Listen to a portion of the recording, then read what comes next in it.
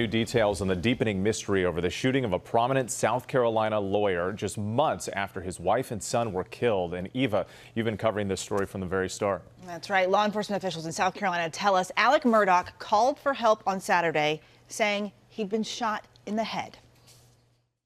This morning, the mystery behind that unsolved double murder of two members of a prominent South Carolina family deepening. Alec Murdaugh, whose wife and son were brutally murdered in June, their killer never found, now himself recovering after he says someone shot him in the head this weekend in broad daylight. The South Carolina Law Enforcement Division saying Murdaugh himself called 911 shortly after 1:30 Saturday afternoon to report that he'd been shot. A family spokesperson telling ABC News that Murdaugh was changing a tire on the side of the road in rural Hampton County when a car passed him, turned around, and someone shot him.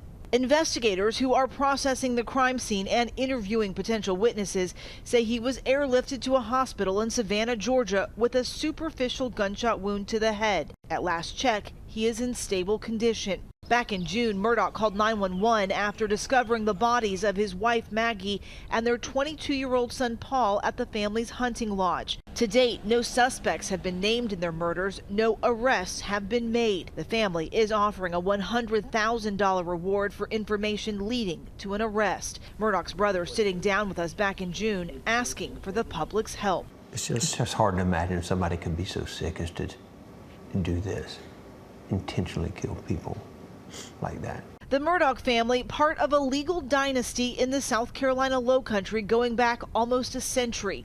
3 generations of Murdaughs held the solicitor's job in this region for decades. They also own a prominent law firm.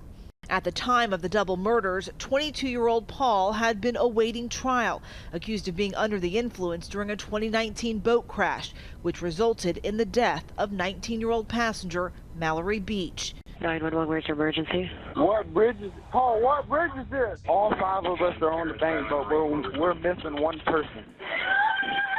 Please send someone. The charges in that case were dropped in August due to Paul's death, but new documents recently released raising questions for the Beach family as to how the boat crash investigation was handled. I think the one thing they want is accountability, and they're particularly offended that if it happened, if people tried to cover up what happened, they're incredibly offended and they want that out.